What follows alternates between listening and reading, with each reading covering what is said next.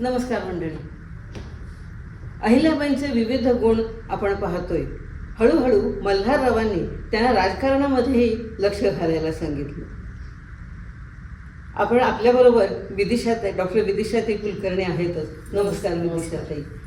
खंडेरावांनी लढाईमधनं लूट परत आणली होती आणि ती सगळी स्वतःकडे आपल्याकडे ठेवली होती. बरोबर आहे. राजमहालच्या लढाईच्या वेळी त्यांना पराभव पत्करावा लागला, पण त्यांनी तिथे बरीचशीच लूट आणली होती आणि ती सगळी वाड्यावर घेऊन आली. म्हणजे ही बातमी जेव्हा अहिल्यादेवींना कळली तेव्हा त्या लगोलग वाड्यावर गेल्या. त्यांनी एक चादर पसरली, त्याच्यात ती सगळी लूट गोळा केली आणि त्यांनी खंडेरावांना सांगितलं की ही सरकार जमा करायला पाहिजे, ह्याच्यावर आपला अधिकार नाहीये. तर त्यावेळी खंडेराव म्हणाले की ही मी माझ्या मनगटाच्या जोरावर आणलेली आहे, त्यामुळे ही मी घेणार. त्यावेळी त्या म्हणाल्या की सुभेदारांनी त्यांची मनगट ही रयतेसाठी वापरायची असतात. म्हणजे आपण काही कुणी चोरीमारी करणारे नाहीये, आपण सुभेदार आहोत, आपल्याला जहागीर मिळतेच आहे.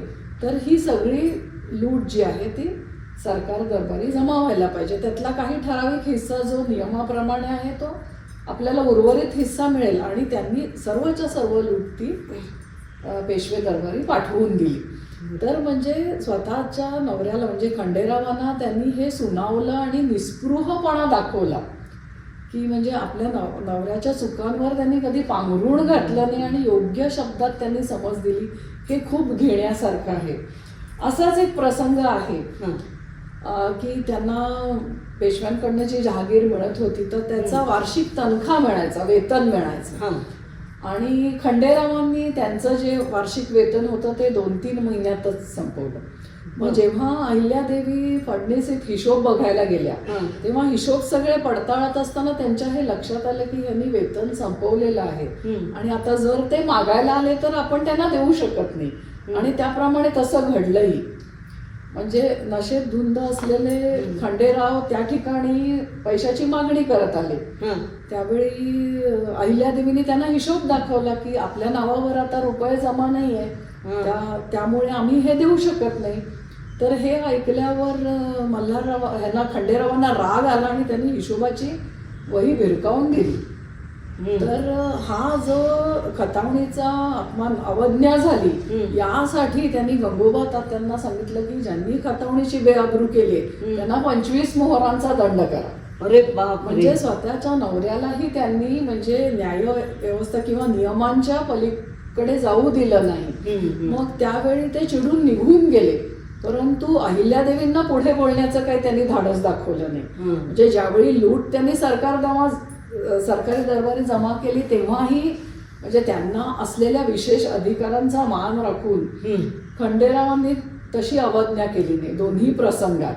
तर ह्याच्यावरनं घेण्यासारखं असं की त्या काळी नवऱ्याला असं काही सुनावणं म्हणजे चुकीचं वागणाऱ्या नवऱ्यालाही सुनावणं हे पतिव्रता धर्माच्या खूप विरोधी समजलं जायचं. आणि तसं असताना ह्यांनी आपलं धर्म पालन आणि कर्तव्य पालन किंवा जो दक्षपणा आहे त्याच्यात कधीही कसूर होऊ दिली नाही. म्हणजे ही त्यांची न्यायनिष्ठुरता आणि दक्षता हे दोन्ही गुण अक्षरशः घेण्यासारखे आहेत खरोखर. आणि हे खूप अलौकिक वेगळे गुण आहेत खूप. म्हणजे हे जे गुण आहेत हे त्या काळामध्ये आवश्यक होते आणि खरं तर आताच्याही काळामध्ये फार आवश्यक आहे, फार आवश्यक आहे. हो, हे सगळ्यांनी जाणून घेतलं पाहिजे. स्त्रियांनी कणखर बनायला पाहिजे. बरोबर बरोबर. हा बोध आपल्याला नकळतपणे अहिल्याबाई देऊन जातात. बरोबर, निश्चितच. विदिशाताई, कुंभेरीच्या जेव्हा किल्ल्यामध्ये वेढा घातलेला होता त्यावेळेला असाच एक काही प्रसंग घडला की ज्या वेळेला त्या अहिल्याबाईंची कर्तव्य कठोरता दिसून आली. हो, असं घडलं होतं. त्याचं असं झालं की अजमेर कडून काही वसुली बाकी होती आणि जाट होते ते विरोधात गेले आणि ते वसुलीचा भाग देत नसत. म्हणजे खंडणी जी होती ती देत नसत. तर ती घेण्यासाठी म्हणजे राघोबा दादांनी खलिता पाठवला मल्हाररावांना की आम्ही स्वतः जात आहोत, तर खंडेरावांना फौजेनिशी आधी पाठवून द्या चौथाई वसूल करण्यासाठी, चौथाई प्रसंगी युद्ध करावं लागलं. तर त्यासाठी कुंभेरीला फौज घेऊन खंडेराव पुढे निघून गेले. त्यांच्याबरोबर अहिल्यादेवी पण होत्या, गौतमाबाई पण होत्या आणि अशा वेगवेगळ्या राहुट्या तिथे किल्ल्याजवळ पडल्या होत्या. आणि जवळपास 1.5 महिना त्यांनी युद्ध चालवलं होतं, पण त्याच्यात काहीही त्यांना यश आलं, निष्पन्न काही झालं नाही. तर त्यावेळी सैन्याच्या शुश्रूषेचा, अन्नव्यवस्थेचा सगळा भार शस्त्रास्त्रांचा अहिल्यादेवी बघत होत्या. तर एक दिवस त्या खंडेरावांच्या राहुटीत गेल्या आणि तिथे त्यांना ते नशा पाणी करत असताना असं धुंद अवस्थेत दिसले. तर त्यावेळी त्यांना राग आला आणि त्यांनी जे अफूचे किंवा नशिले पदार्थ होते ते सगळे चुलीत टाकले. आणि त्यांनी खंडेरावांना सुनावलं की ही युद्धाची वेळ आहे, ही काही नशापाणी करण्याची वेळ नाहीये, यावेळी बुद्धी आणि पंचज्ञानेंद्रिय कर्मेंद्रिय शाबूत ठेवली पाहिजे. तर खंडेराव स्वभावाने तापट होते, त्यामुळे असं बोलल्यावर त्यांचा अभिमान दुखावला गेला आणि म्हणाले मी थोडीच बेहोश आहे, मी पण पराक्रमी आहे आणि दाखवतोच आणि निशाणावर जातो असं म्हणून तरातरा निघून गेले. आणि दुर्दैवाने ते बाहेर पडायला आणि त्यांना तोफगोळा लागायला, हे त्यांचं मृत्यूला कारण ठरलं त्यावेळी तिथे. हा, पण त्यावेळेला अशी पद्धत म्हणजे रीत होती की सतीची पद्धत होती. होय. मग अहिल्याबाई सती नाही, अहिल्यादेवी सती जायला निघाल्या होत्या. आणि जेव्हा ही खंडेरावांचं दुर्दैवी निधन झालं तेव्हा इंदोरहून त्यांच्या इतर 9 पत्नी सती गमनासाठी तिथं हजर झाल्या, सतीची वस्त्रे घालून. आणि अहिल्यादेवींनी पण आपला निर्धार जाहीर केला की प्रथेप्रमाणे पतिव्रता धर्मानुसार मी नवऱ्याबरोबर सहगमन करीत आहे. आणि त्यांनी ती वस्त्र पण धारण केली.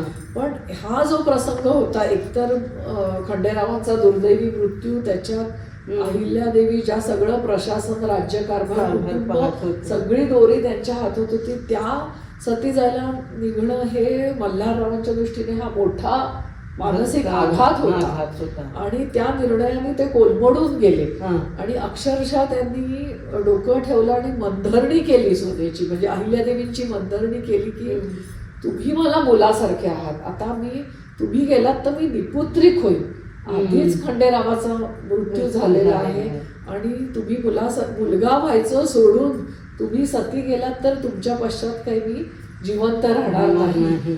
एवढंच नाही तर गौतमाबाईंनी देखील त्याला गळ घातली की तुमच्यामुळे हा झेंडा शाबूत आहे, तुम्ही हे करू नका, फेरविचार करा. त्यावेळी अहिल्यादेवींनी आपला निर्णय जाहीर केला की मी सतीच्या चितेत माझी सर्व रंगीत वस्त्र, अलंकार, दागदागिने, सर्व सुखोपभोग हे मी चितेत समर्पित करत आहे. आणि इथून पुढचं जीवन मी केवळ प्रजेसाठी आणि राज्याच्या कल्याणासाठी म्हणून व्रतस्थ राहीन. आणि त्यानंतर त्यांनी शुभ्र वस्त्र परिधान केली आणि शेवटपर्यंत व्रतस्थ म्हणजे केवळ वयाच्या 27 का 28व्या वर्षी ही दुर्घटना झाली. म्हणजे अगदी तरुण वयात त्यांनी हा निर्णय घेतला, हे फार मोठं धाडस असं म्हणायला लागेल.